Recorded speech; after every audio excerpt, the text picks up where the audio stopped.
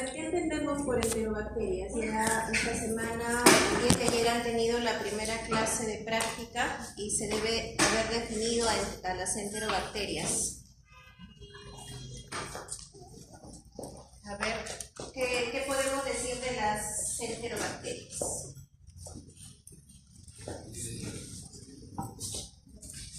¿Cómo? Sobreviven.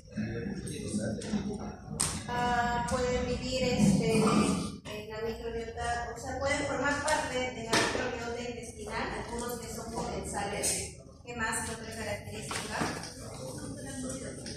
Patógenos, ¿todos son patógenos? No, va a haber un grupo de patógenos y un grupo que son comensales, ¿no? Gran negativos, ¿está bien? ¿Qué más? Fermentativos en general.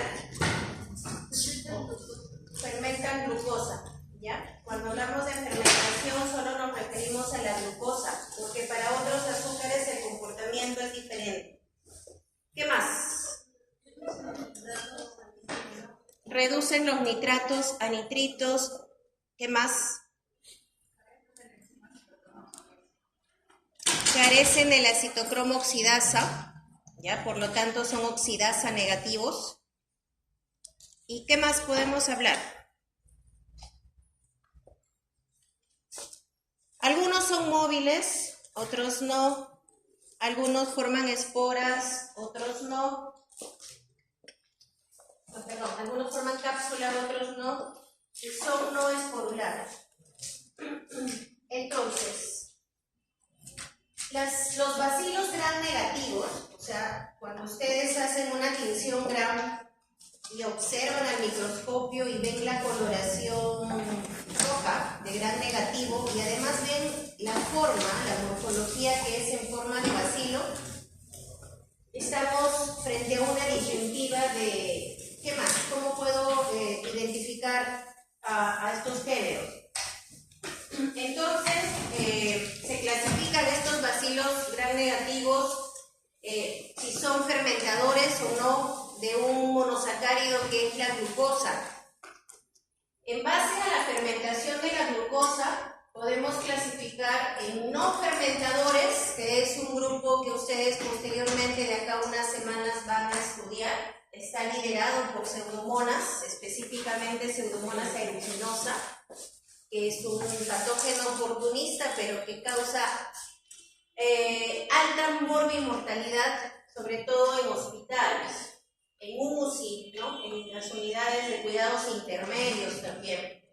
Y luego tenemos al otro grupo que fermenta glucosa, ¿ya? Pero en esto que fermenta glucosa, el grupo es muy grande.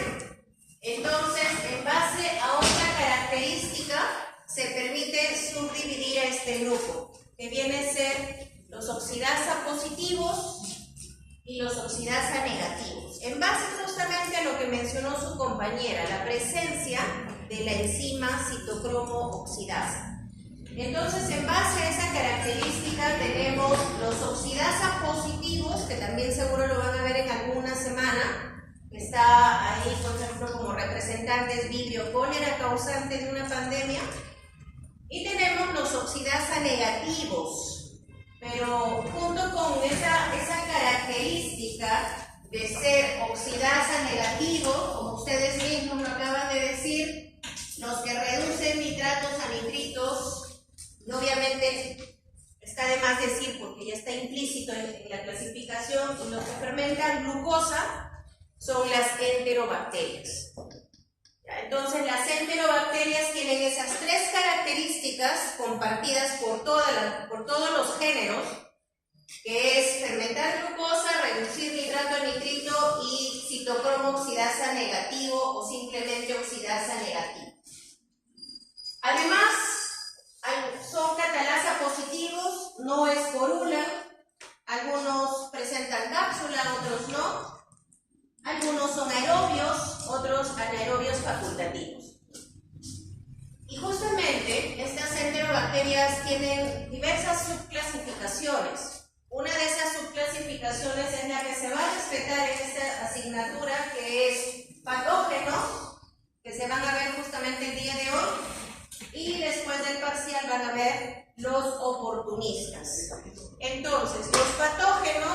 mismo nombre lo dice, siempre van a producir enfermedad, ¿ya? Siempre van a producir enfermedad. Tenemos Salmonella, Shigella, Yersinia, pero algunos grupos dentro de Escherichia coli. Y justamente estos grupos que producen enfermedad se conocen como patotipos, ¿ya? Patotipos. Mientras que el resto de Escherichia coli son comensales, son parte de la microbiota intestinal. Pero además existe otra clasificación que les va a servir tal vez para la identificación en laboratorio, que es un grupo, tiene fermentación ácido mixta. ¿Recuerdan eso cuando han visto el metabolismo? Fermentación mixta. Son aquellos que justamente como producto del metabolismo de los azúcares van a producir diversos ácidos débiles. Ácido láctico, ácido fórmico, ácido acético, etanol, en algunos casos, y gas. ¿Quiénes son los géneros que tienen este tipo de metabolismo? Escherichia, Proteus, Salmonella, Shigella. Mientras que hay otro grupo que tiene como principal producto del proceso metabólico el butanodiol. Por eso se llama fermentación butanodiólica. Y tiene pues además la producción de etanol y CO2. ¿Qué géneros tenemos ahí? Enterobacter, Serratia, Klebsiella, principalmente. Entonces, tenemos el grupo de patógenos por un lado, ya mencionamos, todas las salmonelas, todas las shigellas y todas las dioxinias son patógenos. Klebsiella solo tiene una especie que es patógena, que justamente está asociada a enfermedades venéreas, que es la Klebsiella granulomatis, pero el resto de cepas de Klebsiella, el resto de especies, son comensales, son oportunistas. Y bueno, acá también falta incluir a las Escherichia coli patotipos, que vamos a ver en un instante. Y luego tenemos a los comensales que producen infecciones oportunistas, es decir, como ayer me contestaba una de sus compañeras, producen infección cuando se presenta la oportunidad, es decir, el paciente puede tener las defensas bajas por una inmunosupresión, una enfermedad crónica, y estas bacterias, si llegan a esos pacientes, pueden producir enfermedad. Tenemos entonces Escherichia coli, sobre todo los de la microbiota intestinal, Klebsiella, Enterobacter y otros géneros. ¿Qué cosa producen? Infecciones oportunistas. ¿Ya? Infecciones oportunistas. ¿Podrías terminar tu desayuno afuera? Si no fuera molestia.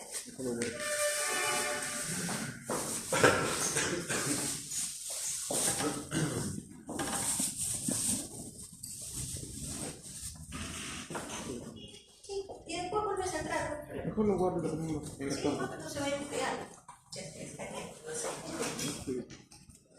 Ya. Y luego tenemos que las enterobacterias producen infecciones. Si bien es cierto, estamos acostumbrados a pensar en enterobacteria, situaciones gastrointestinales, ¿no? Cepas diarrogénicas, es decir, que producen generalmente diarrea.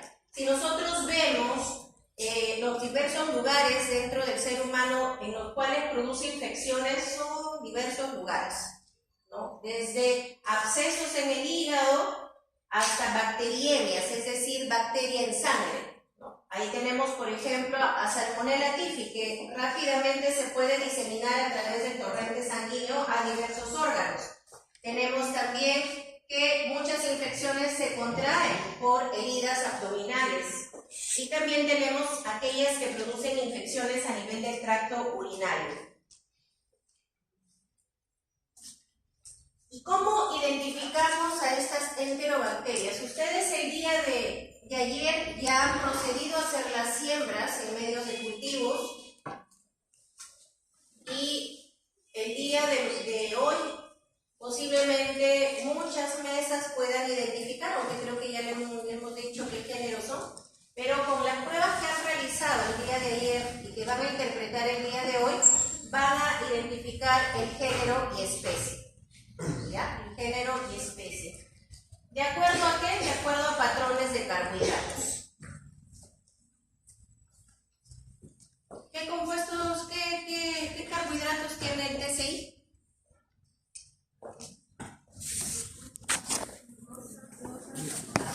glucosa, 3 azúcares, es cierto, lactosa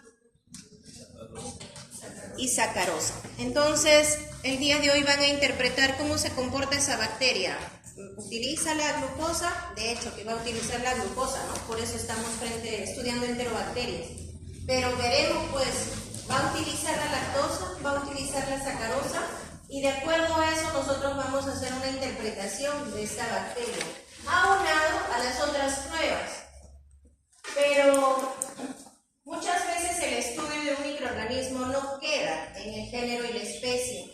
Uno de los más trabajosos, por ejemplo, en ese sentido, es la misma Escherichia coli. Si ustedes hacen o hicieran un trabajo de investigación con Escherichia coli, no basta en decir es Escherichia coli, sino que necesitamos dar más datos de esta bacteria. Por ejemplo, el serotipo. ¿Y de dónde viene el serotipo, jóvenes? El serotipo viene de tres estructuras propias de los gram negativos. En primer lugar, del antígeno O. ¿Dónde se encuentra el antígeno O? En la membrana externa. Y la membrana externa es parte de... Está bien, la membrana externa. Y la membrana externa es parte de ¿qué estructura de la bacteria? A ver, estructura de la bacteria. Pared celular, efectivamente. Entonces, si tenemos al bacilo gram negativo, el primer antígeno es justamente el que viene de la pared celular. ¿Ya? La pared celular tiene un componente en la membrana externa que se llama lipopolisacárido. Y este lipopolisacárido tiene una composición, pues, de una serie de azúcares. Estos azúcares varían en las diferentes, digamos, en las diferentes cepas, ¿no? Nosotros lo llamamos en las diferentes cepas de Escherichia coli, por decir así. Y este lipopolisacárido se conoce como el antígeno O. ¿Ya? El antígeno O. Además, algunas cepas tienen, o algunos géneros tienen lo que se llama una cápsula. Esta cápsula es conocida como el antígeno K. ¿Qué composición tiene la cápsula primordialmente?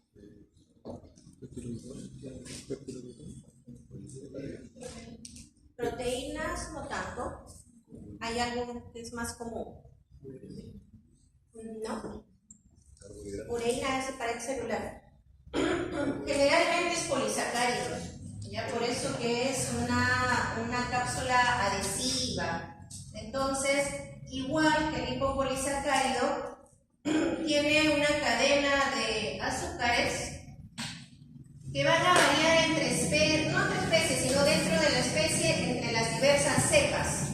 De tal manera que se van a diferenciar en lo que llamamos serogrupos. Serogrupos por la diferencia en el antígeno O, por la diferencia en el antígeno K, y aquellos que son móviles tienen además un antígeno que es el que está relacionado con el flagelo, que es el antígeno H.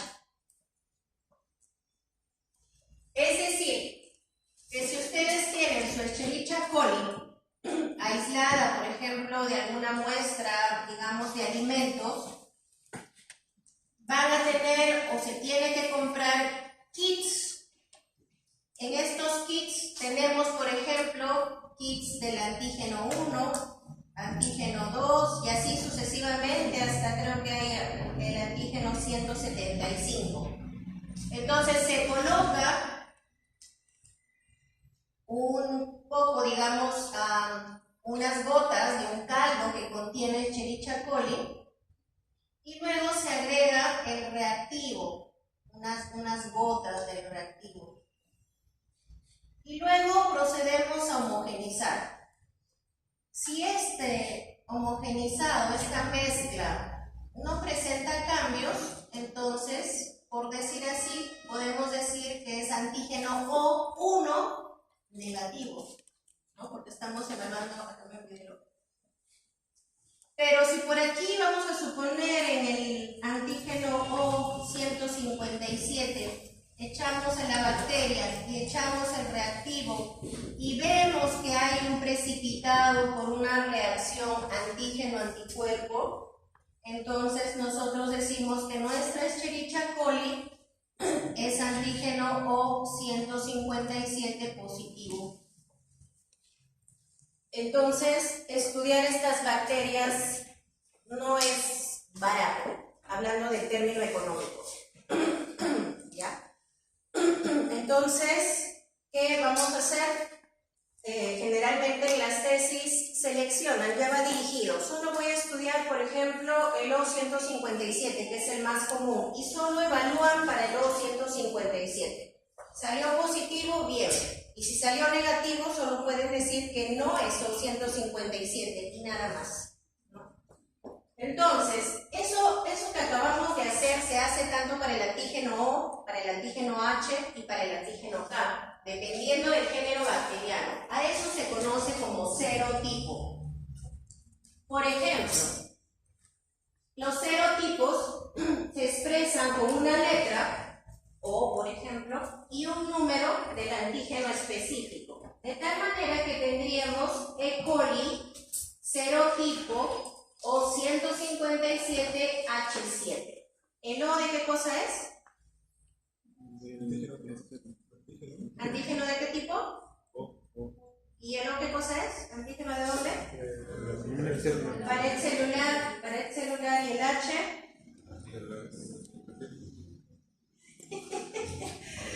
¿De qué? Del flagelo, ¿no? Entonces, este serotipo es muy importante porque causa episodios epidémicos de infecciones transmitidas por alimentos. Los métodos para la caracterización de los grupos patógenos podemos incluirlos como marcadores fenotípicos, lo que acabamos de mencionar, en las cuales se clasifican de acuerdo a las características expresadas fenotípicamente.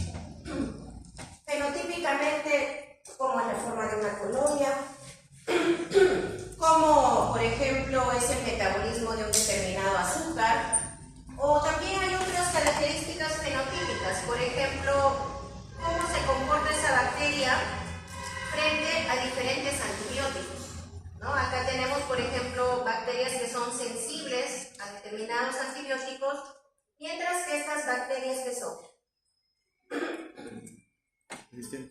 resistentes, ¿ya? Resistentes.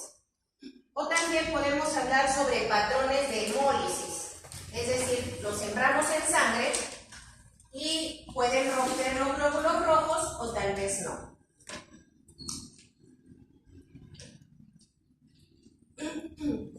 Luego tenemos los marcadores genotípicos, como su mismo nombre lo dice, se basan directamente en las características del ácido nucleico, que puede ser ADN o ARN, y mediante reacciones propias para genotipificar, como por ejemplo la reacción en cadena de polimerasa o análisis de plásmidos también, pueden identificar la presencia de determinados genes. Y con eso están determinando pues qué bacteria es o qué toxina libera.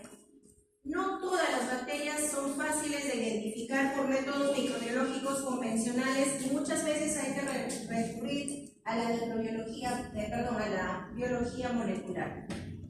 Ese es el biotipado bioquímico. Lo que ustedes de esto van a hacer pues la 10ª parte, me imagino, ¿no? Pero miren cómo se hace. Por ejemplo, para caracterizar una especie, no solo estudiamos la sacarosa, la lactosa, la glucosa, sino que también se puede estudiar una serie de compuestos, ¿no? Diferentes tipos de azúcares, aldolidor, inositol, rafinosa, ¿no? Pero también podemos estudiar ciertos aminoácidos, como fenilalanina, lisina, arginina, ornitina. ¿Qué aminoácido van a estudiar ustedes? Lisina. ¿Algún otro? Ornitina. Pero entonces vamos a estudiar qué cosa, que la bacteria puede metabolizar ese aminoácido gracias a qué, a la presencia de enzimas. Entonces de ornitina pueden estudiar pues la presencia de lisina descarboxilasa o tal vez ornitina descarboxilasa. Eso lo van a ver el día de hoy. Finalmente, cuando uno procesa toda esa serie de baterías de pruebas bioquímicas, nosotros tenemos o recurrimos a este tipo de tablas. Por ejemplo, ustedes han sembrado Escherichia coli. Escherichia coli les debe dar glucosa positiva con formación de ácido, con formación de gas, pero también les va a dar positivo para la lactosa, negativo para sacarosa, y así podríamos ir determinando diferentes compuestos, lo que nos va a permitir diferenciarlo de otros géneros u otras especies, solo con alguien cercano, Klebsiella pneumoniae, que van a trabajar la próxima semana. Con la prueba de sacarosa, ustedes pueden diferenciar si es E. coli o si es Klebsiella. Si metaboliza sacarosa es Klebsiella, si no lo hace es Escherichia coli. ¿Ya? Y este es el serotipado. En el serotipado, un método basado pues principalmente en el primero que lo estudió Kaufman, por eso se conoce también con el método Kaufman, detecta los 3 antígenos mencionados. Y hay aproximadamente 174 antígenos O, 55 antígenos H, y el número de antígenos K va a depender del tipo de bacterias. Miren esos serotipos que solo son para Escherichia coli, causantes de diarrea. Entonces, es bastante el estudio que se hace en este tipo de bacterias, ¿no?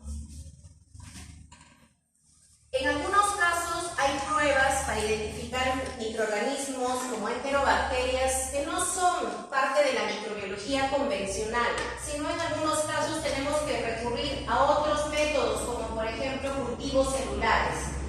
Este, por ejemplo, es el resultado del estudio de Escherichia coli enteropatógena frente a células de hígado. ¿Ya? Entonces, ¿cómo se comportan después de haber enfrentado las células del hígado en un cultivo celular con esta bacteria? Puede haber 3 comportamientos. Uno, que es que se agregan las bacterias alrededor de la célula, ¿no? Este se conoce como un patrón de adherencia localizada. O en algunos casos las bacterias, digamos que se acercan un poco a la célula, pero no tanto. Esto se conoce como una adherencia difusa. O finalmente, no hay adherencia.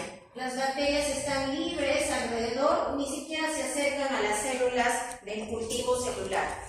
Con este método se estudia esta Escherichia coli, que es enteropatógena, y es el método de referencia, el gold estándar para poder estudiar esta bacteria.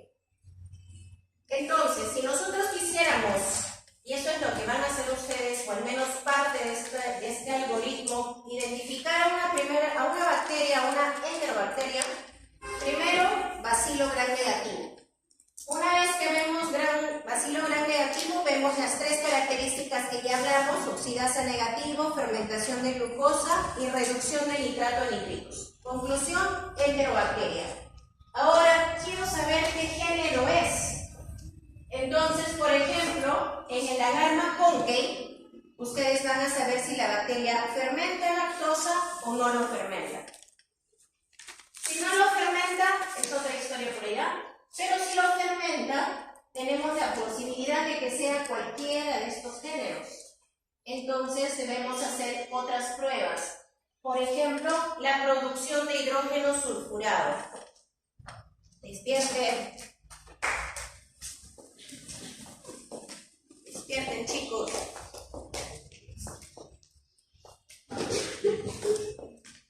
Tienen que motivarme. Ya sé que tal vez no los motivo, pero motiven. A ver. Es difícil las clases temprano, pero créanme que no es bueno las clases a las 12 o a las 2 de la tarde. Peor. Metabolizando el almuerzo es bien cansado.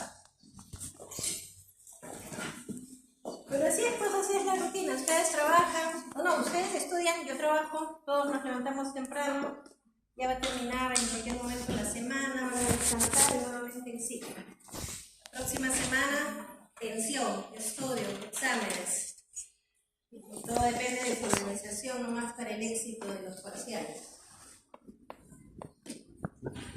Estar en una carrera de ciencias de la salud no es fácil, están prácticamente viviendo acá cuántas horas en la facultad, mientras que los amigos de humanidades, por ejemplo, están medio turno, ¿no? Turno mañana, turno tarde, turno noche. Pero así es. Ya después, cuando ustedes trabajen, ya sean gerentes, estén ganando bien, ya ni se van a acordar de nosotros de su alma mater. Así que un poquito de sacrificio, ya después van a tener su recompensa. Doctora, ¿pero por qué estudio microbiología si yo quiero hacer asuntos regulatorios? Y pues, es parte de la formación, ¿no? Con decirles que tengo una colega que tiene un puesto en un estudio de abogados, justamente hace asuntos regulatorios, en un estudio de prestigio, y me llama para interpretar las fichas técnicas de un medicamento, de algún alimento, porque una transnacional tiene un problema. Marilena, ¿cómo se interpreta eso? No trabajo en asuntos regulatorios, pero a veces me contratan como perito. Entonces, algo sirve, ¿no? Así que tienen que tener un panorama de todo, ¿no? Aquellos que se van a dedicar a la parte hospitalaria, ¿cómo van a interpretar la acción, el mecanismo de acción de medicamentos, si no conocen al enemigo, que en este caso es la bacteria? Entonces, por eso es, así que tengan paciencia, ya, por favor. Entonces, tenemos la producción de hidrógeno sulfurado. Pregunta, hoy día van a interpretar esa prueba de hidrógeno sulfurado. ¿En qué medios de cultivos que han sembrado van a hacer la interpretación de esa prueba? En agar TCI. ¿Por qué? ¿Por qué en agar TCI?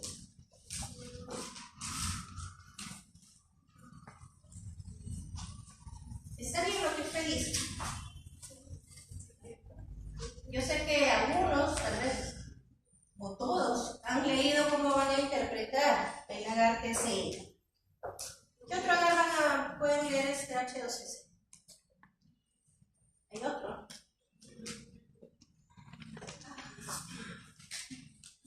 Siempre cuando quieran interpretar los medios de cultivo en las pruebas bioquímicas, lo que ustedes deben tener siempre presente es la composición que tiene el medio de cultivo. ¿Ya? Ayer, por ejemplo, dijimos, y ahora también acabamos de decir, que en el TCI hay 13 azúcares, que son la glucosa, la lactosa, la sacarosa, y que vamos a ver si metabolizan o no metabolizan la lactosa y la sacarosa, porque ya sabemos que si es enterobacteria, la glucosa sí baja. Pero además tiene otros compuestos este medio de cultivo. Por ejemplo, tiene compuestos azufrados. ¿Ya? Tiene compuestos azufrados.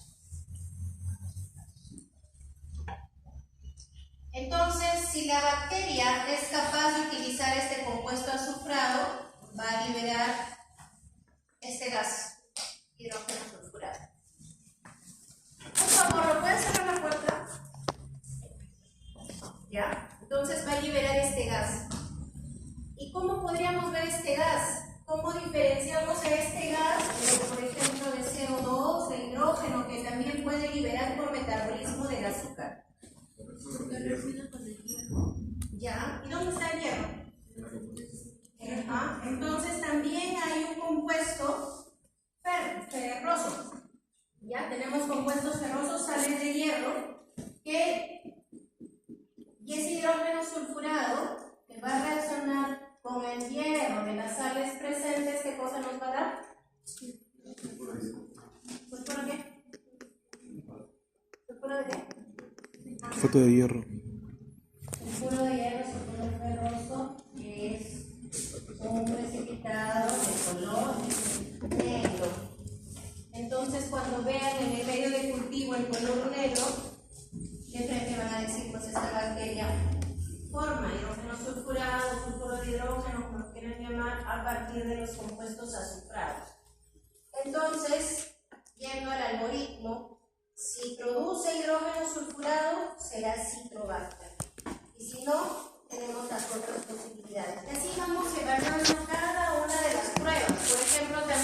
a evaluar el indol? ¿En qué medio de cultivo van a evaluar el indol? Muy. Acá le digo mío. ¿Y el mío qué significa? Motilidad, indol y ornitina. ¿Ya? Entonces, con el medio mío van a ver la producción de indol a partir de algún aminoácido de las proteínas que contiene. Si es positivo, como debería ser el día de hoy, porque Escherichia es indol positiva, y si no, si es negativo, voy a ver la motilidad. Si es móvil, Enterobacter, y si no, no es cielo. Y así se va deduciendo. Señorita, ¿no está cerrada en la puerta? Ya, salga por favor y ciérrelo, ¿ya? ¿Quién es el último que le pedí que cierre la puerta? ¿No cerraste? Asegúrate por favor que esté cerrado, ¿ya? ¿Puedes por favor ver que esté cerrada la puerta? Les acepto 10, 15, pero ya pues casi 40 minutos, ya es exagerado. Y de esa manera nosotros podemos identificar a las enterobacterias. Ahora sí, entramos al género Escherichia coli. Escherichia coli entonces tiene la posibilidad de serotipificarla mediante la presencia de los antígenos O, en algunos casos los flagelos, es decir, el antígeno H, pero también tienen en algunos casos cápsula, que es el antígeno K.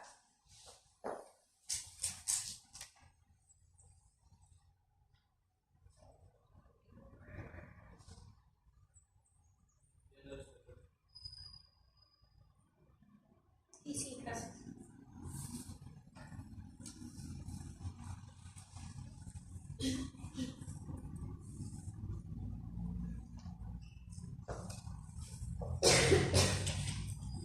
No me tomen de malcriada, ni de maltratadora, ni nada por el estilo, pero creo que fui clara.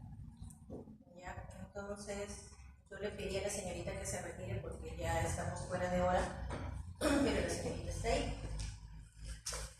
Ya. El hecho de que uno les haga estas cosas es para formarlos también en la parte de disciplina. Si no, estaríamos pues en cualquier sitio, entrando, saliendo, haciendo lo que quieren. Y eso es lo que pasa a veces en la vida profesional. Entran los profesionales, entran a planta, entran a las oficinas, solo saludan al jefe y a los subordinados ni siquiera saludan, ¿no? No saludan al que limpia, entran, salen. Justamente esas cosas tal vez no es, ¿no?, nuestra obligación, pero eso también tratamos de formar en ustedes, o al menos rescatar de ustedes. Entonces es parte de la formación, el respeto, la obediencia. Pero bueno, vamos a seguir, para no perjudicar a los que están acá desde temprano. Y luego tenemos el genoma de Escherichia coli, un genoma que tiene más de 5.000 genes, en los cuales pueden codificar una serie de proteínas o factores de virulencia. Existen 8 patotipos de Escherichia coli, ¿ya? 8 patotipos, 6 de los cuales son diarrogénicos, es decir, están relacionados con enfermedades gastrointestinales, por lo tanto se contraen por alimentos y agua contaminadas. Y tenemos 2 patotipos extraintestinales que no tienen que ver nada con diarreas, que son justamente la Escherichia coli uropática o uropatógena, su mismo nombre lo dice, infecciones urinarias, y otra Escherichia coli que produce meningitis en neonatos. ¿Ya? Y luego tenemos los otros 6 patotipos diarrogénicos, que son los que vamos a ver a continuación. Antes de eso, recordemos un poco cómo es la anatomía de la barrera intestinal. Es una monocapa, ¿no? Todo el intestino es una monocapa de células epiteliales, pero no son un solo tipo de células epiteliales, sino que hay células que tienen diferentes funciones. Por ejemplo, podemos ver acá a las células Goblet, que son las células verdes, Estas sintetizan mucina. ¿Para qué sintetizan mucina? Justamente para que recubra toda la capa epitelial intestinal. Y por encima de esa capa de mucina o de moco, recién tenemos a la microbiota intestinal. También tenemos otras células, como las células de Paneth, acá está por si acaso, que sintetizan péptidos antimicrobianos. ¿Por qué, jóvenes, una célula del intestino liberaría péptidos antimicrobianos?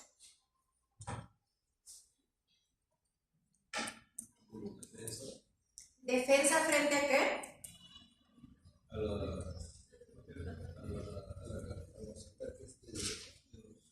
A los patógenos, es cierto, pero también recuerden que si les damos carta libre a la microbiota, va a multiplicarse y multiplicarse y multiplicarse, que en algún momento podría convertirse en dañino para nosotros mismos. Entonces, los péptidos antimicrobianos, de cierta manera, equilibran la carga de la microbiota. Por eso es importante la función de cada una de las células, ¿no? Y por debajo de esta capa epitelial del intestino, no estamos desprotegidos porque tenemos a todas las células del sistema inmunológico, monocitos, polimorfos nucleares, macrófagos, que van a estar también patrullando de que no vaya a haber algún tipo de infección, ¿no? Teniendo las placas Peyer intestinales como el centro de producción de este tipo de células de protección. Ahora sí, tenemos a una bacteria, un patotipo que se llama E. coli enterotoxigénica, ¿no? Estudiada por primera vez en 1971 y asociada a diarrea en adultos. Esta Escherichia coli enterotoxigénica es la conocida como diarrea del viajero. A veces vienen turistas, ¿no? Comen en nuestros platos típicos tal vez, y tal vez por una microbiota, una composición de la microbiota diferente, siempre hacen procesos diarreicos iniciales, como un proceso de adaptación. Algunos un día, máximo 4 días, y luego su organismo se adapta. Entonces, ese tipo de diarrea generalmente está asociada a este patotipo enterotoxigénico. Ahora, ¿cómo produce la diarrea esta bacteria? Tenemos que esta bacteria puede liberar 2 toxinas. Una toxina sensible al calor o termolábil y una toxina resistente al calor. Entonces la bacteria llega al epitelio intestinal y se va a adherir a las vellosidades intestinales mediante antígenos llamados factores de colonización. La bacteria no va a entrar, jóvenes, la bacteria no es la que produce la enfermedad, sino va a liberar su toxina, en este caso, por ejemplo, la toxina termolábil.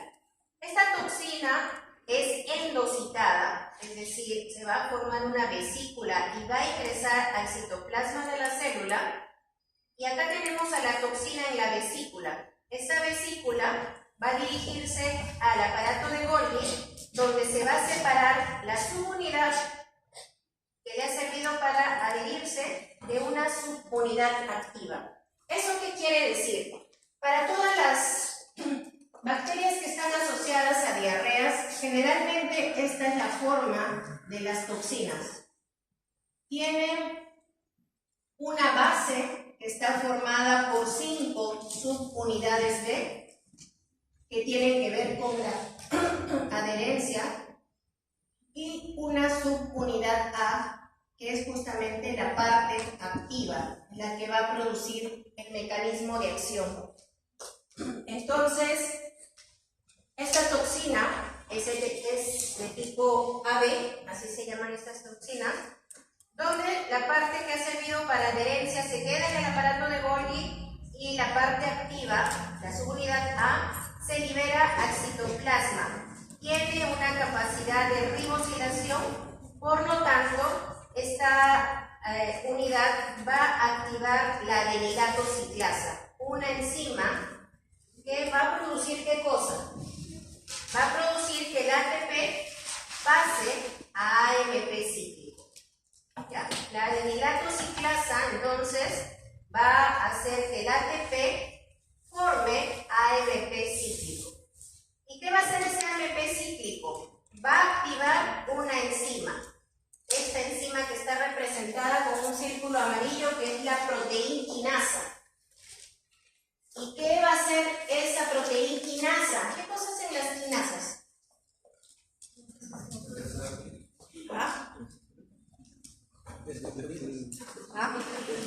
Fosforilar. Ajá, fosforilar. Entonces, la quinasa va a fosforilar. Acerca. La quinasa va a fosforilar los canales. Ahí hay un canal representado en color verde. Va a fosforilar los canales de cloruro. De tal manera que el cloruro se va a eliminar y a la vez no se va a absorber sales. Por lo tanto, se elimina agua. Sale cloruro, no se absorbe sales, por eso está representado el sodio afuera de la célula y se pierde agua. De esta manera se causa diarrea a nivel por esta toxina que es termolábil. La termoestable, que también en algunos casos funciona, tiene una vía más rápida.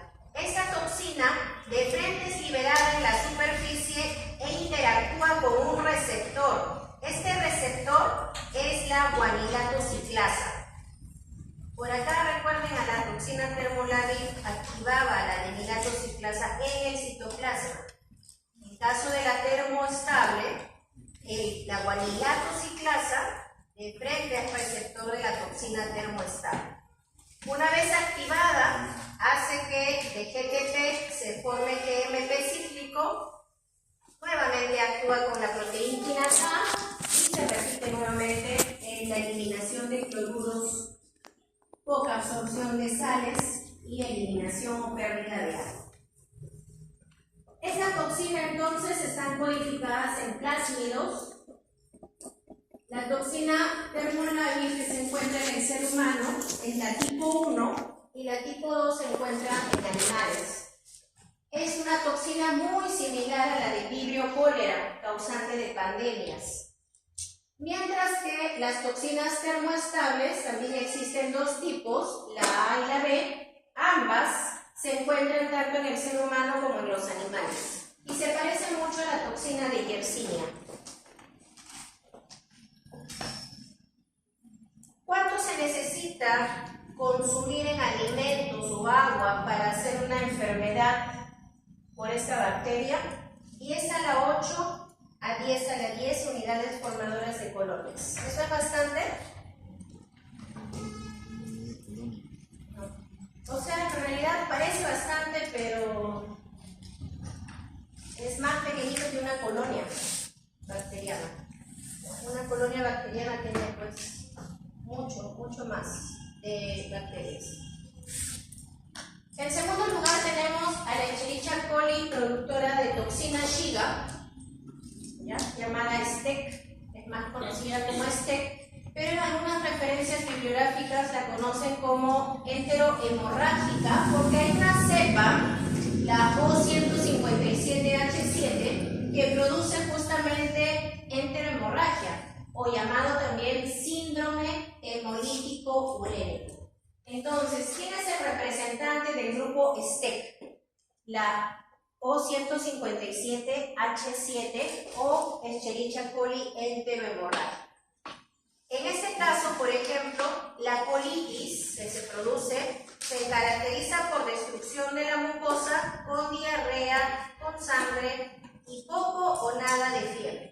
Y en algunos casos, si es este serotipo, se va a producir daño renal agudo, trombocitopenia y anemia hemolítica. Entonces, esta bacteria tampoco ingresa, jóvenes, sino que una vez que interactúa con la superficie del epitelio intestinal, libera la toxina, una toxina muy parecida a esta de acá, la anterior, una toxina AB, que va a atravesar toda la célula intestinal hasta llegar al torrente sanguíneo. Una vez que llega al torrente sanguíneo, se va a fijar en las células endoteliales. ¿Cuáles son las células endoteliales?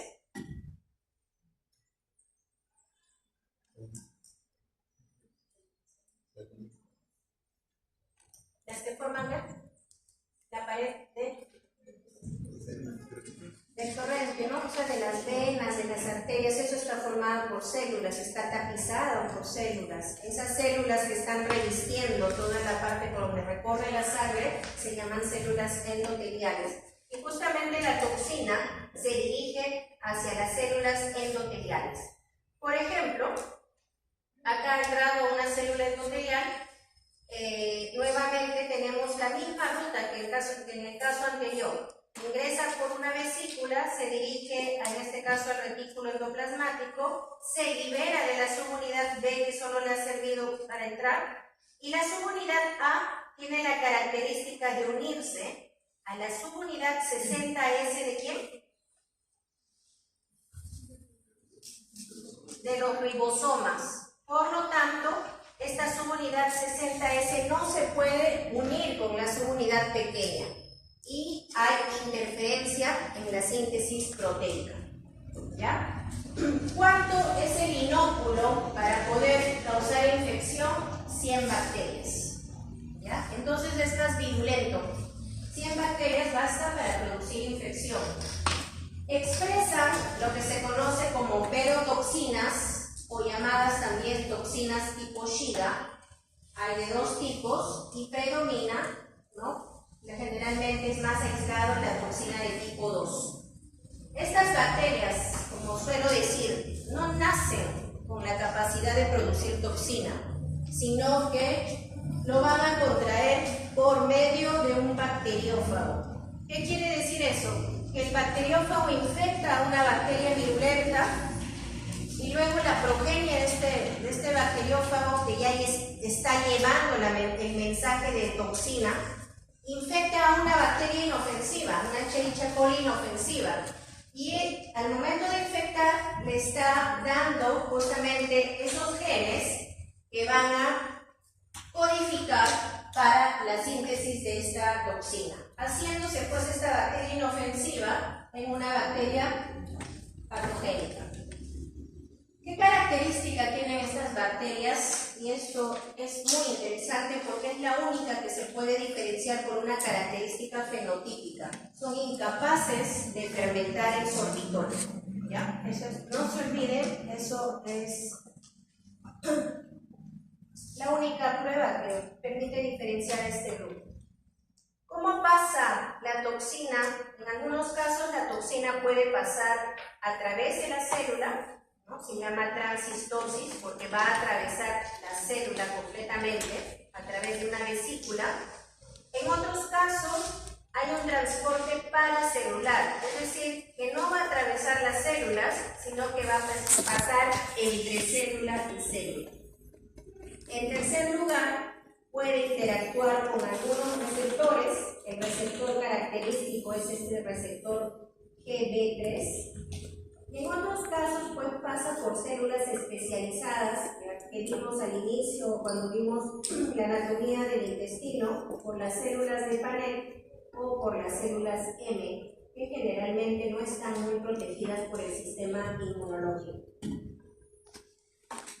Para poder reconocer estas bacterias, se han diseñado medios de cultivos que tienen incorporado el sorbitol para ver o para diferenciarlas de otras Escherichia coli. Por ejemplo, todas estas son Escherichia coli no enterhemorrágicas.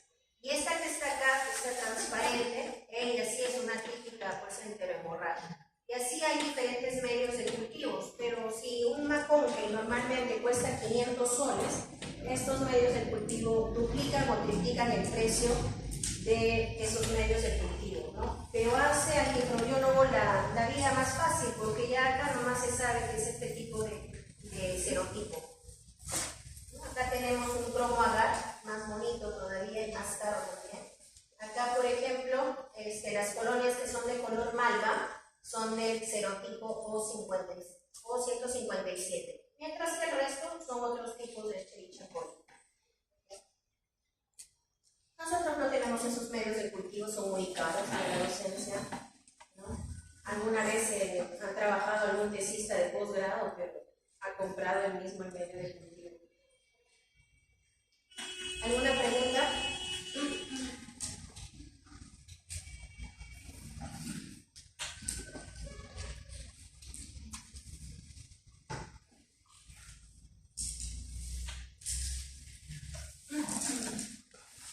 La E. coli enteropatogénica es otro patotipo. Dentro de todos los patotipos fue la primera en ser estudiada, porque fue descubierta en 1945 por John Gray, a la cual fue asociada a la diarrea infantil en niños menores de 1 año. La dosis infectiva para producir enfermedad es 10 a la 9 a 10 a las 10 bacterias en alimentos. Y esta bacteria es patógena porque está codificando sus factores de virulencia en una isla de patogenicidad. ¿Se han visto islas de patogenicidad en la parte de genética, verdad? Son elementos móviles, ¿no?, que pueden estar llevando junto con los plásmidos ciertas características de virulencia. Entonces esta bacteria tampoco ingresa, ¿ya?, la bacteria tampoco ingresa a la célula, sino que primero se va a unir por un pili. Y una vez que se une por pili, activa un sistema de secreción, que es este de acá que parece un canal, activa ese sistema de secreción y a través del sistema de secreción, que es como una inyección, empieza a inyectar una serie de compuestos. Uno de esos compuestos es el receptor de intimina translocada, que es esto de acá que está azul. Este receptor se va a dimerizar, es decir, necesitamos 2 moléculas de este receptor para que se sitúe en el epitelio, en la superficie de la célula epitelial, y va a actuar como receptor. ¿Como receptor de qué, jóvenes? Como receptor de las mismas proteínas bacterianas. Es decir, como nosotros o nuestras células no tienen los receptores para esta bacteria, la misma bacteria libera moléculas que van a actuar como receptores. Es así que libera moléculas de TIR, de este receptor de intimina translocada, se van a dimerizar y van a actuar como receptor. Ahora sí, la bacteria fija sus antirreceptores, los que van a interactuar con el receptor para poder localizarse de una manera fija, adherente a la superficie celular intestinal. Y una vez que ya está unido, ¿qué cosa va a producir? Va a producir estos 3 fenómenos, ¿no? Va a activar diversas enzimas celulares, va a aumentar el calcio intracelular y finalmente va a fosforilar el citoesqueleto de la célula. Por lo tanto, se va a polimerizar la actina. Y al polimerizar la actina, ¿qué sucede? Esas vellosidades intestinales bonitas, parejas, se van a deformar y se van a formar como pedestales. Ya no tienen esa superficie bonita, sino se hacen planos o deformes.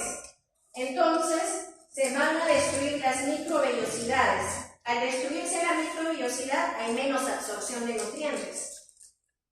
Y bueno, finalmente, pues, esa adherencia, esa deformación causa daño a la célula y muchas veces muerte celular.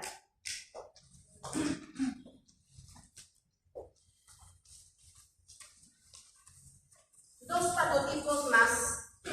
La E. coli enteroinvasiva, que en este caso, miren, la bacteria sí está entrando a la célula, ¿ya? A diferencia de las anteriores, esta bacteria sí entra a la célula, es intracelular, y una vez que ingresa a la célula, pero ojo, no está entrando al intestino delgado, sino al intestino grueso. Una vez que ingresa esta bacteria, se escapa de la vesícula de la cual ha sido endocitada y luego se multiplica dentro de la célula. Y luego utiliza la misma actina del citoesqueleto celular y lo utiliza como un propulsor. Y miren ustedes cómo migra la bacteria de una célula a la célula adyacente. Este mecanismo, jóvenes, ¿qué le va a facilitar a la célula, a la bacteria? ¿En qué le va a facilitar?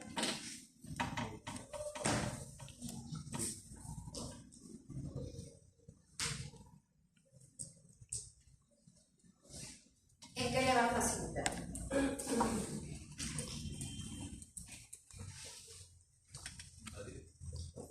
Invadir, ya, pero ¿qué más?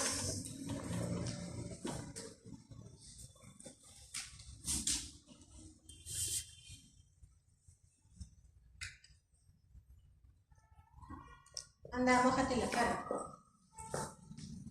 Y normal, venga por adelante nomás. Ese que llega a tu cara. Bueno, para que ayúdame.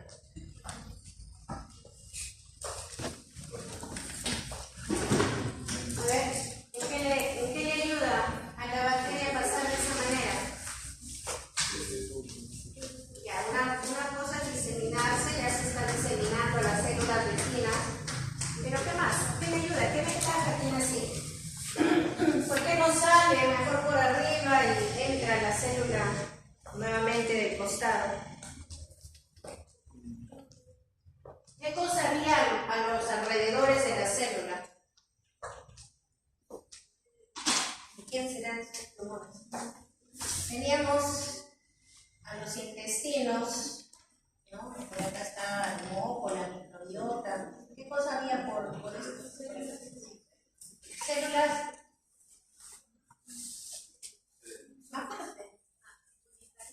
Ajá, células del sistema inmunológico, ¿no? Que están patrullando. Viene, se escapa por acá la bacteria y la fagocito, la mato, la destruyo. Entonces, con ese mecanismo está evadiendo las defensas y puede diseminarse fácilmente. ¿Ya? Y luego tenemos otro patotipo, que es la Escherichia coli enteroagregativa, que produce una diarrea aguda, pero también en algunos casos diarreas persistentes. Tampoco entra esta bacteria, está situada en el epitelio, en la superficie de la célula, formando lo que se llama ladrillos apilados. Entonces, esta bacteria tiene la capacidad de aglutinarse. Y justamente se aglutina porque tiene adhesinas. Siempre que escuchen adhesinas, imagínense sustancias pegajosas, adherentes. Entonces, eso hace que se peguen unas a otras, se adhieran unas a otras y se formen pues justamente esos apilados. Aparte de ello, pueden formar biofilms. ¿Qué cosas son biofilms?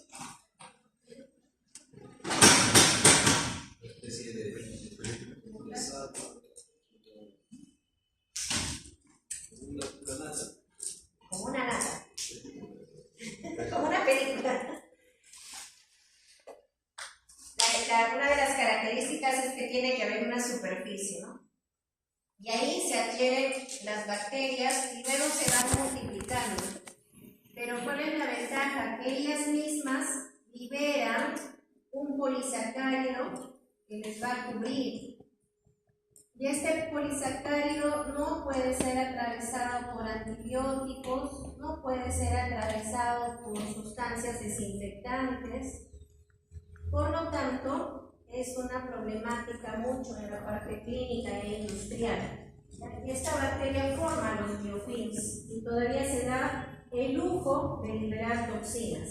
Entonces, ¿cuál es el principal daño que produce? El solo hecho de tener algo extraño en la parte de la superficie celular va a hacer que el sistema inmunológico, imagínense una célula,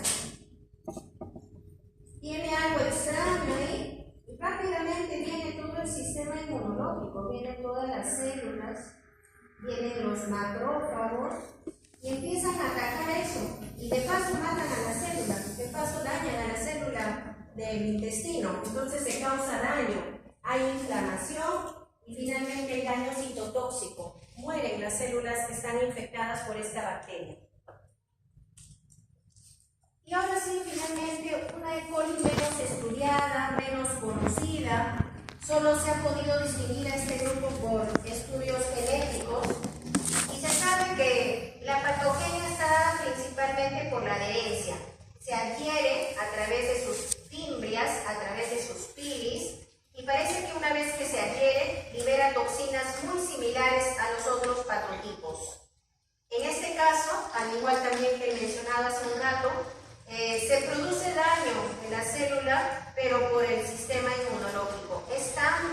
Hay tanto el estímulo al sistema inmunológico que el mismo sistema inmunológico daña a estas células. ¿Ya? ¿Alguna pregunta? ¿Alguna pregunta sobre esto? Competencia, digamos, entre este tipo de coris, entre ellos mismos o con otras bacterias en la microbiota? Entre ellos mismos tendría que ser que la persona consuma un alimento contaminado con diferentes patotipos, algo que usualmente es poco común. Generalmente predomina un solo patotipo y pueden predominar también bacterias inofensivas, inocuas. Si la concentración es muy baja, sí puede producir infección, pero es justamente por el grado de virulencia que tiene. La microbiota, ¿cómo nos defiende? ¿Por qué dicen que la microbiota es un mecanismo de defensa? Es por algo que acabas de mencionar. Es por la competencia, pero por la competencia de espacio, por la competencia de nutrientes. Entonces, de esa manera, la microbiota nos protege, pero generalmente los patotipos, en algunos casos, ganan. Sin embargo, estamos viendo algo común a la mayoría. La enfermedad no es producida por la bacteria, salvo un caso, sino la enfermedad es producida por la toxina. ¿Ya? Y la toxina es algo muy pequeñito. Si la bacteria es pequeña, la toxina es mucho más pequeña. Por lo tanto, una bacteria produce una infección, si produce la enfermedad. Y si produce la enfermedad la toxina, a ver tú, para que despiertes, si produce la enfermedad la toxina, ¿qué podría ser? ¿Cómo se llamaría? ¿Qué crees? ¿Cómo se llamaría?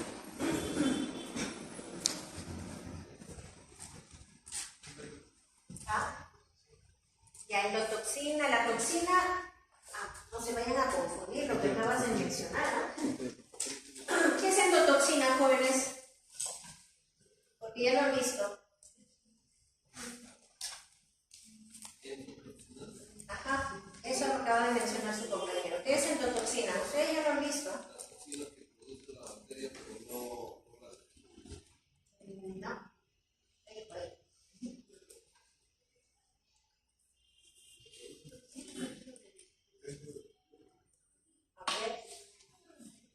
La bacteria tiene una parte tóxica, las gram negativas, y una de esas partes tóxicas está en su pared celular, en su membrana externa. En el lipopolisacárido está una toxina. Esa, como es parte de la morfología del soma del cuerpo bacteriano, se conoce como endotoxina, porque forma parte de la bacteria, es parte de su pared celular. En cambio, estas de acá, las que estamos hablando, son liberadas hacia afuera, son exotoxinas, por si acaso. No confundir endotoxina con exotoxinas. ¿Ya? Entonces, lo que producen las toxinas son toxi-infecciones. O como en algunos casos se les llama intoxicaciones alimentarias. ¿Ya? Pero tiene que ser así la terminología completa, intoxicación alimentaria, porque si no van a pensar que es intoxicación por algún fármaco, etc.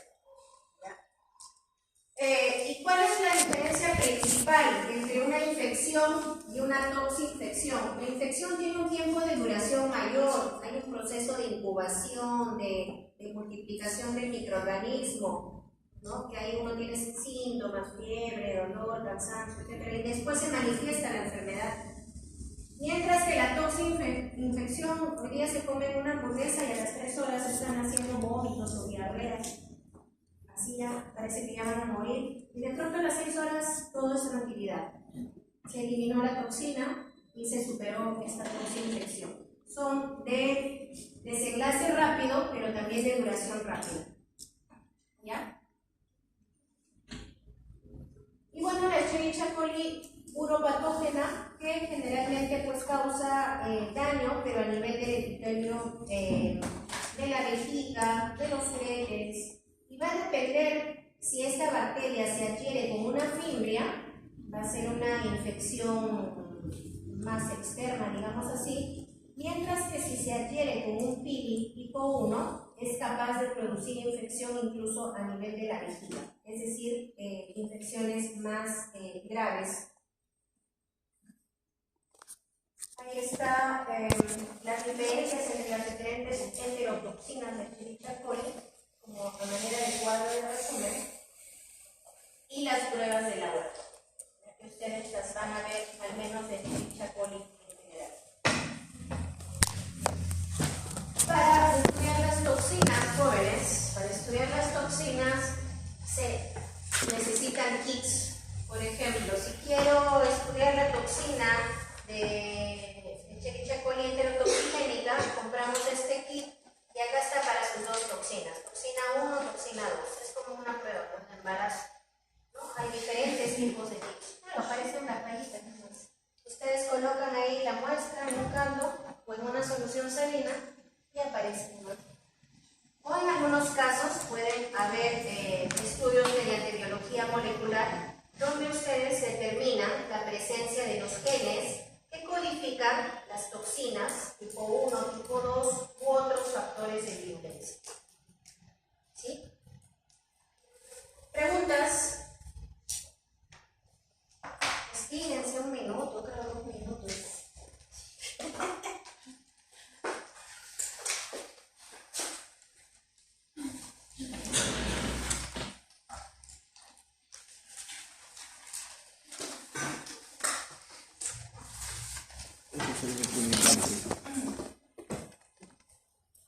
¿Qué quieres? ¿Qué quieres? ¿Cuándo es su examen de mi? Eber, en 1880, observado por primera vez por Eber, pero en realidad quien lo aisló por primera vez fue Daniel Salmon, ¿no? Por eso lleva ese nombre, el género Salmonella. Es una bacteria ubicua, se encuentra en diferentes lugares, en los animales, en el medio ambiente, y es una bacteria zoonótica, es decir, que causa infecciones, por ejemplo, en el animal, y estas enfermedades pueden ser transmitidas incluso al ser humano. También es intracelular facultativa. La nomenclatura de este género ha cambiado y ha evolucionado gracias a las tecnologías de estudio genético principalmente, y tienen la serotipificación basadas en los mismos antígenos de Escherichia coli, el antígeno O, el antígeno H por la presencia de flagelos y el antígeno K que tiene que ver con la cápsula, pero en caso de Salmonella puede cambiar el nombre y este es el más conocido en caso de Salmonella. No lo conocen tanto como K, sino como B, ¿ya? Entonces es el antígeno B para Salmonella. Ahora, solo existen dos especies, Salmonella entérica y Salmonella bongori, conocida también como Shige bongori. ¿Ya? Solo dos especies, pero entonces, profesora, y Salmonella typhi, Salmonella paratyphi, etc. Esas salmonelas, en las cuales escuchamos más, en realidad no son especies, sino son serotipos. Esta bacteria tiene más de 2.600 serotipos diferentes.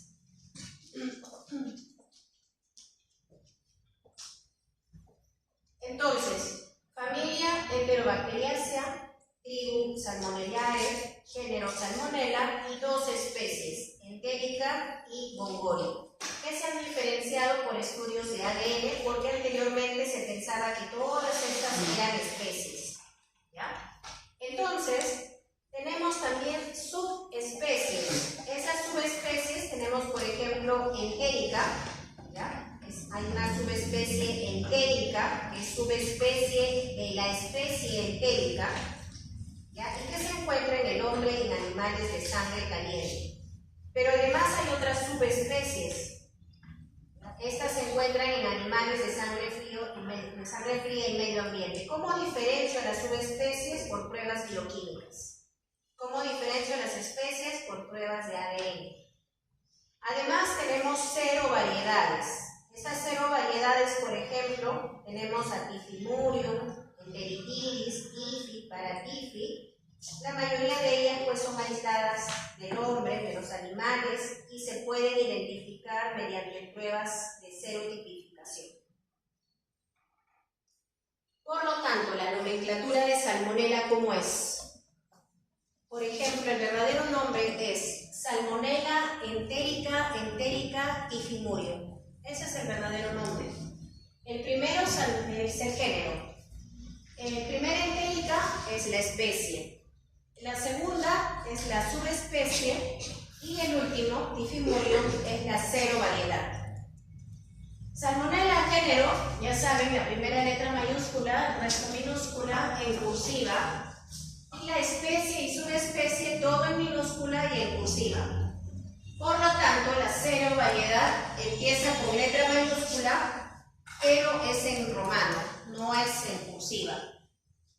Finalmente, como estas 0 variedades no están incluidas en el Código Internacional de Nomenclatura Bacteriana, se escriben así en romano. Pero no nadie, en ninguna tesis ustedes van a ver Salmonella enterica tifimurium, sino la forma abreviada, que es el género y la 0 variedad. ¿Ya? Entonces, por ahí alguien que pensó que han escrito mal la especie, le han puesto mayúscula, no le han puesto en cursiva, no. Para Salmonella es la excepción, ¿ya? Porque esto indica el género y esto indica la 0 variedad. Está bien escrito, ¿ya?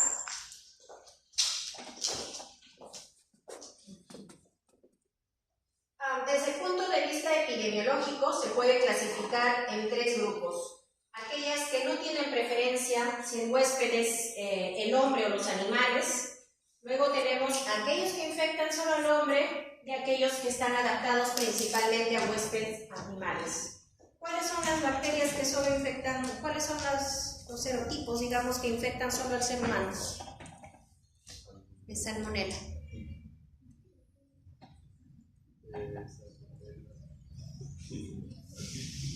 Tifi y Paratifi, ¿ya?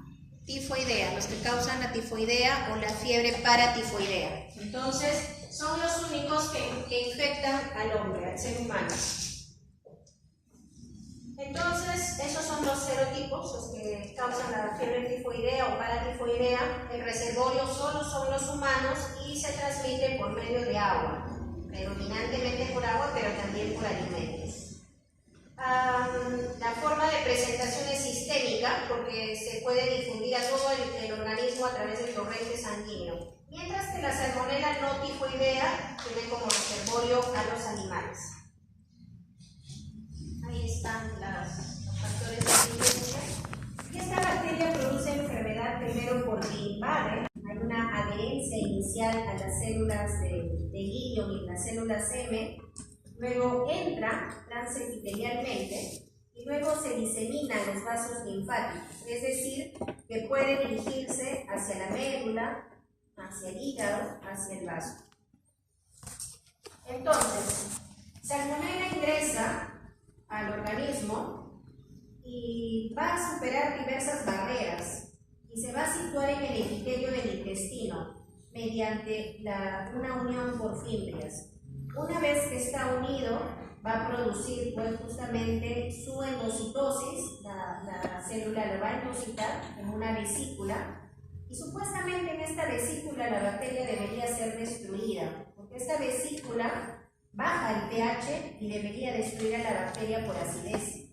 Pero no sucede eso, la bacteria supera esto de la acidez de la vacuola, digamos así, o de la vesícula, y luego es capaz de diseminarse, ¿no? Liberarse de ahí y poder diseminarse a las células vecinas. Es más, esta Salmonella puede ir a las partes más profundas, como lámina propia, que está debajo del epitelio, y utiliza a los fagocitos o a los macrófagos como transportadores. Imagínense que la bacteria se deja fagocitar por un elemento tan importante de nuestro sistema inmunológico como lo es el macrófago.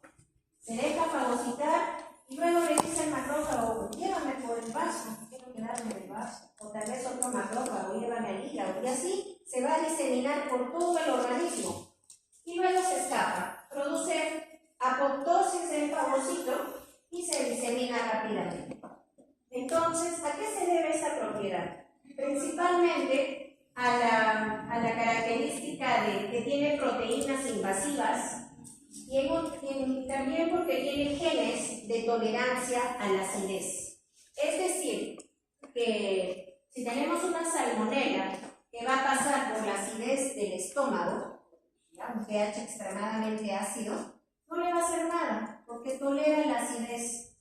Eso quiere decir que la carga bacteriana de salmonela para producir infección no debe ser muy alta, porque no va a morir en el tránsito estomacal. Y ese es el ciclo, ¿no? Este es el ciclo de la salmonela. Generalmente se le asocia a alimentos contaminados, pero más que alimentos contaminados, ¿por qué se encuentra en el huevo? ¿Por qué se dice que la salmonela se encuentra en el huevo?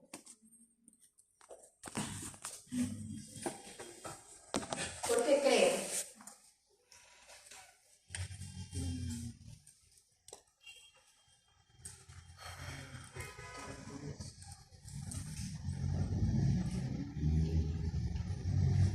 Ustedes ya no conocen la tifoidea, porque ustedes ya compran su mayonesita envasada, alacena.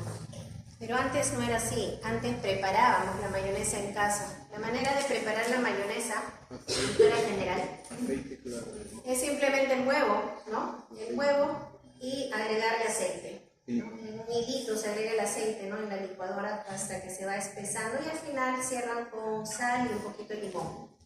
Nada más. Es decir, el huevo está crudo. ¿Ya? Y justamente por eso había mucha incidencia de tifoidea. ¿Por qué, jóvenes? ¿Por qué el huevo tiene salmonela?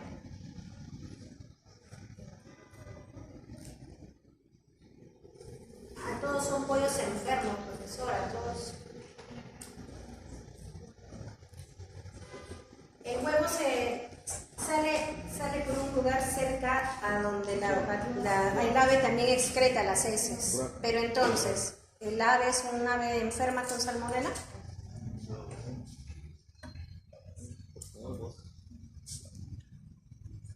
Es parte de su microbiota. La salmonela es parte de la microbiota de las aves. Así que es normal que el huevo pueda tener salmonela. Pero entonces, ¿por qué el huevo como tal por dentro es estéril? Sí, pero la cáscara tiene poritos. Tiene eso es lo que tú dices, tiene como una especie de membrana, o más que una membrana, es como una sustancia que recubre todos esos poritos. Y cuando lavamos el huevo, entonces hacemos daño, porque estamos exponiendo a los poros abiertos. ¿Ya? No es bueno lavar el huevo salvo cuando ya lo vas a usar. ¿Ya? Obviamente que los que compramos ya, o los que compran en autoservicios con su fecha de vencimiento, pero ya son huevos tratados, ¿no? Pero en realidad, en los que compramos en el mercado, esos huevitos es mejor guardarlos así y lavarlos ya en el momento del uso, porque si no, estamos exponiendo, estamos abriendo los poros, estamos quitando esa sustancia que está protegiendo la entrada de los microorganismos. Entonces es así como salmonela puede llegar al ser humano, pero también algunos animales son portadores como parte de su microbiota a la salmonela. Entonces estos animales, a veces mal llamados infectados con salmonela, pueden transmitir salmonela al hombre, que nos va a cuidar a los animales, pero también una vez que se transmite por torrente sanguíneo, se puede transmitir entre personas que utilizan drogas. Las heces de los animales pueden llegar al agua, contaminándola. De esta manera se contamina de los ríos, de las aguas de riego. Y nuevamente tenemos que llegar a los vegetales. Y estos vegetales, sobre todo los que se consumen sin cocción, va a ser pues que puedan infectar al consumidor, al principal consumidor que es el hombre, pero también a otros animales, ¿no? Entonces, de esa manera, también hay una manera de contaminarse es a través de los mataderos, cuando no hay una adecuada limpieza y se contaminan los mataderos, se contamina también el ser humano. Es decir, esta salmonela se transmite primero fecal o oral, lo que tiene que ver mucho con la eliminación a través de las excretas de los animales, y también se puede consumir o contraer a través del consumo de alimentos contaminados con salmonela. Todas las salmonelas, excepto TIFI y paraTIFI, se encuentran tanto en animales como en seres humanos.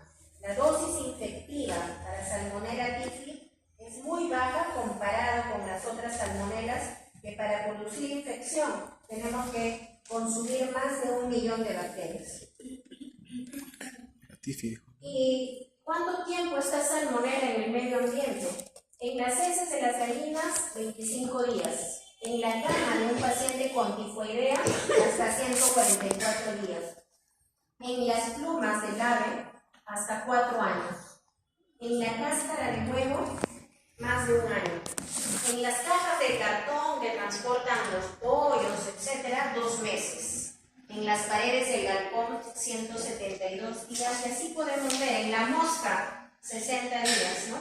Entonces, es una manera como se puede transmitir la salmonelosis o la fiebre tifoidea.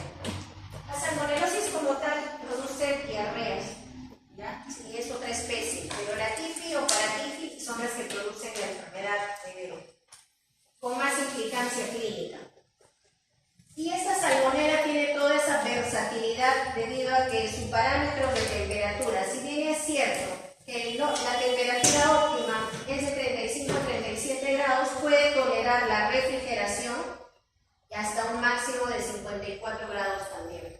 Y en cuanto al pH igual, cerca de la neutralidad es el óptimo, pero tolera una ligera acidez de 4 hasta un máximo de 9, como lo tiene el huevo. La clara del huevo tiene un pH de 9.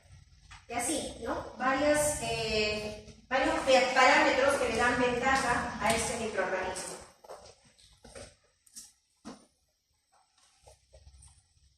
Esta enfermedad, entonces, se contrae al consumir agua y alimentos contaminados, ¿no? Con salmonela, con heces fecales de animales que tienen este microorganismo. Y generalmente la principal sintomatología es debilidad, pérdida de apetito, seguido por dolor de cabeza. Es decir, esta fiebre es la principal manifestación de la enfermedad, ¿no? Es porque las bacterias ingresan al organismo y llegan al intestino. En una primera instancia hay una diarrea que luego es autolimitada, es decir, para por sí sola, pero la bacteria rápidamente puede escapar al torrente sanguíneo y llegar a la vesícula, al hígado, incluso a otras partes del cuerpo. Los medios de cultivo para identificar salmonela son medios de cultivo selectivos. Ya saben ustedes que son medios de cultivo selectivos. Hay los medios comunes, selectivos, como McConkey para gram negativos, pero hay medios de cultivo solo para salmonela. Generalmente se trabaja salmonela con Shigella. Por ejemplo, el agar SS, la S viene de salmonela y la otra S es de Shigella. Y bueno, en algunos casos hay medios de cultivo para ambas bacterias, como el agar bismutosulfito y el agar hepto. El XLD es para los gram negativos en general.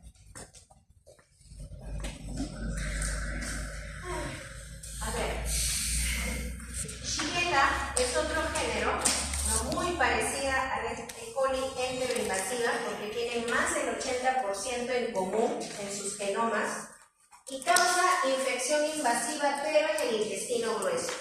Por lo tanto, produce inflamación y da lugar pues a disentería. ¿Qué cosa es la disentería? Diarrea con sangre, ¿qué más? Porque si no son diarreas sanguinolentas. La disentería con pus, con moco con pus, ¿ya? Entonces son las diarreas con sangre y con pus, con moco. El antígeno biología permite que se clasifiquen en 4 xenogrupos, cada uno representado por una especie. El grupo A, Shigella dysenteriae, que es la que causa los cuadros más graves por la toxina Shiga. El grupo B, Shigella flexnei, que han sembrado ustedes el día de ayer, que también produce diarrea, por si acaso. El grupo C, Shigella boili, y el grupo D, Shigella sonei, ¿ya? Que causa también infecciones, pero muy leves. En algunos casos hay especies de Shigellas que tienen cápsula, por lo tanto tienen el antígeno K. Los serotipos de Shigella se deben principalmente a un tetrasacárido del lipopolisacárido. Acá está el tetrasacárido base, pero cuando varían, no necesariamente varían con un azúcar, sino en algunos casos varía el tipo de enlace. Por ejemplo, en este N-acetilglucosamina, el serotipo 1A tiene un enlace alfa 4, el serotipo 4A tiene un enlace alfa 6, glucosídico se supone, ¿no? Entonces, debido a eso, cambian los serotipos. Entonces, es así como se van generando pues, los distintos serotipos por variación solo en este tetrasacárido que forma parte pues, del antígeno O. Al igual que Vibrio cólera, las Shigellas son patógenos humanos, pero no se conoce ningún reservorio animal para esta Shigella. Ya se asocia que la transmisión es persona a persona vía fecal oral, pero en realidad ¿cómo se contagió el primer paciente? ¿No? Por eso que lo atribuyen que posiblemente sea siempre por alimentos o agua contaminada. Y el inóculo para contraer la infección es bajo, muy parecido a Salmonella, que es de 10 a 100 microorganismos. Y al igual que Salmonella, y como van a ver más adelante, al igual que Yersinia, atraviesa las células M. ¿Por qué siempre esos microorganismos utilizan las células M para poder entrar al epitelio? Porque las células M son las que menos están rodeadas de elementos del sistema inmunológico. Ya están como abandonadas ahí. Entonces, las bacterias lo saben y por eso entran a través de las células M. Por lo tanto, están escapando de las células inmunes del sistema inmunitario. Una vez que hay invasión, se multiplican intracelularmente y se diseminan. De esa manera, pues, producen daño en el epitelio intestinal y, por consiguiente, diarreas tipo disenterías.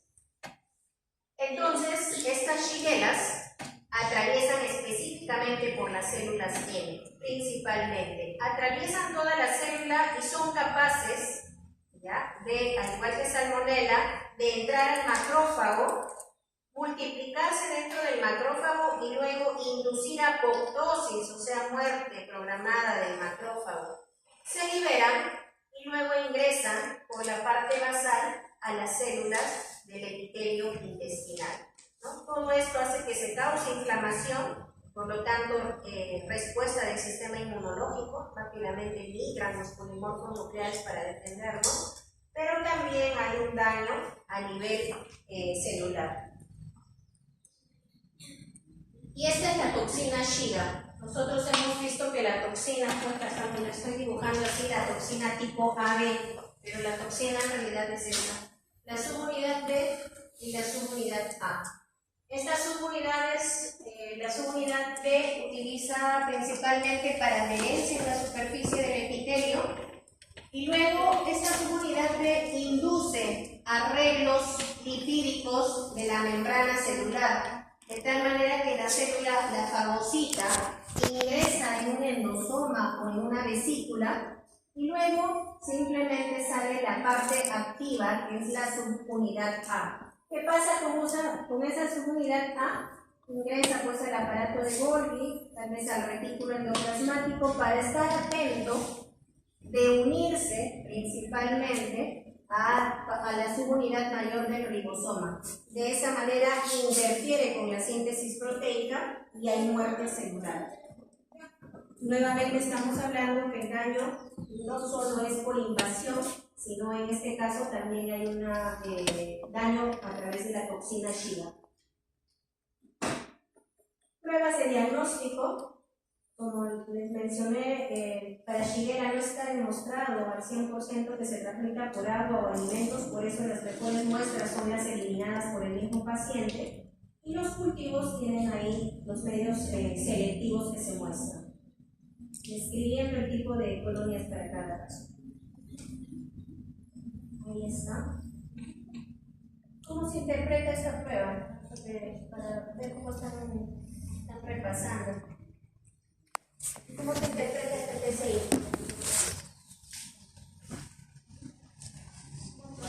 En un rato van a entrar y vamos a suponer, creo que sí van a tener un remedio. ¿Ah? Allá, eso es fácil, malas son. Pero a ver, expliquen, ¿qué cosa significa? Ya sé que la parte inclinada es alcalina, que se representa acá, y la parte del fondo es ácido. Entonces, K alcalino y ácido por el fondo. ¿Pero eso qué quiere decir? ¿La qué?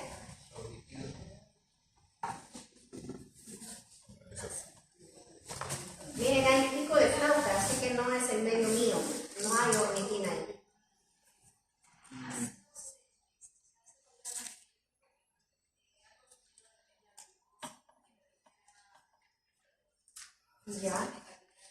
Ya, entonces, eso significa glucosa positivo.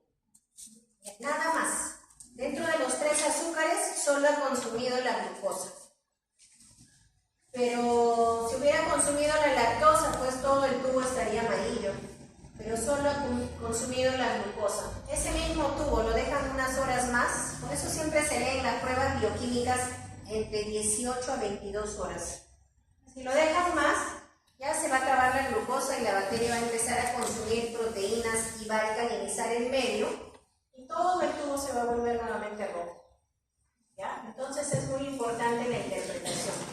¿Ya? Fermentación de la glucosa con formación de ácido. ¿Habrá formación de gas? Sí. Aparentemente no hay formación de gas porque el medio estaría roto. El medio se rompe cuando hay formación de gas o se levanta el medio, casi sale empujando la tapa. Entonces aparentemente no formaría gas, solo acidez.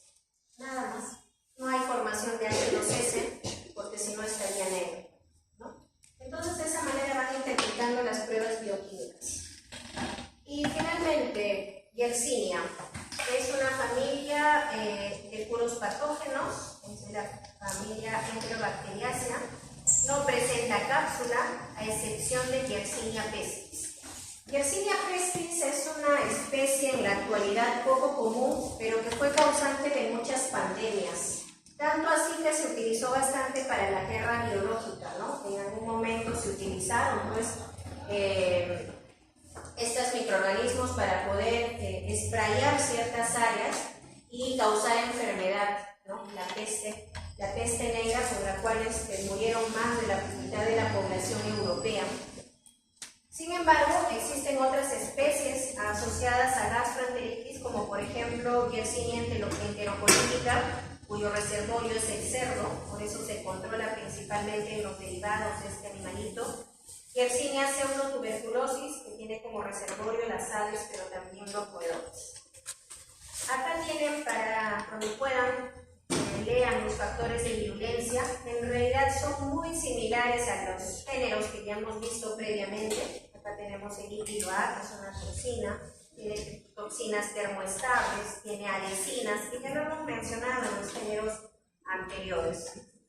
Igualmente, tiene otros factores de virulencia, ¿no? Como por ejemplo algunas que tienen que interferir, por ejemplo, con el funcionamiento de ciertas enzimas, como aquellas que tienen que ver con la producción de energía, o aquellas que están encargadas en la despolimerización de la actina, produciendo deformamiento celular.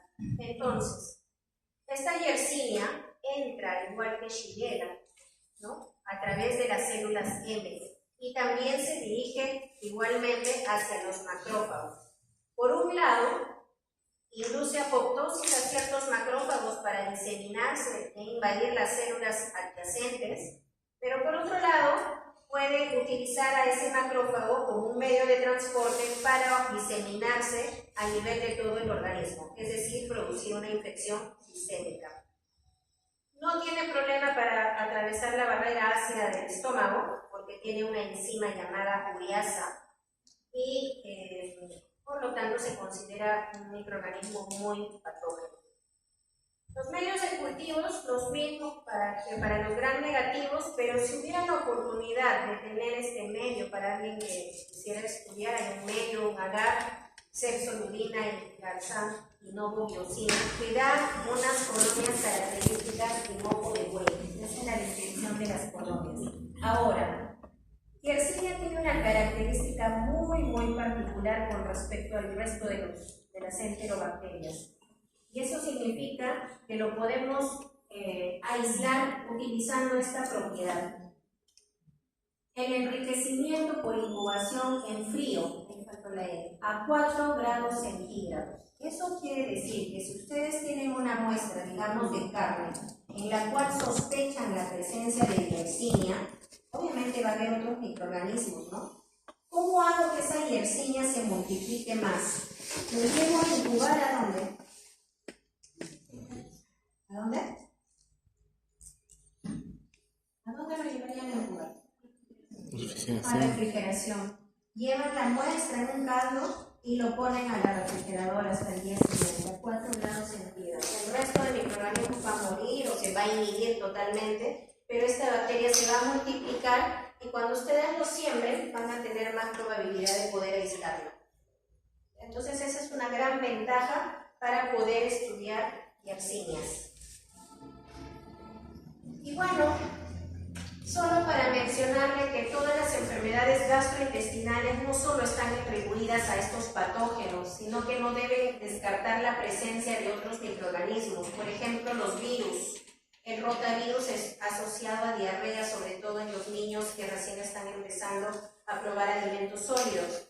Campylobacter, que tal vez lo vean en otra semana dentro de los microorganismos especiales. Y luego tenemos también con menos frecuencia a Giardia lamblia, que es un parásito que se transmite por agua, alimentos contaminados. Y también los poco frecuentes, así como Yersinia enterocolitica, también tenemos como poco frecuente a Entamoeba histolytica, ¿ya? Que también causan, todos estos causan procesos diarreicos. ¿Ya? Preguntas, jóvenes. ¿Cansados? Profesora, ¿qué vamos a preguntar? Ya en el examen me daré cuenta si entendí o no.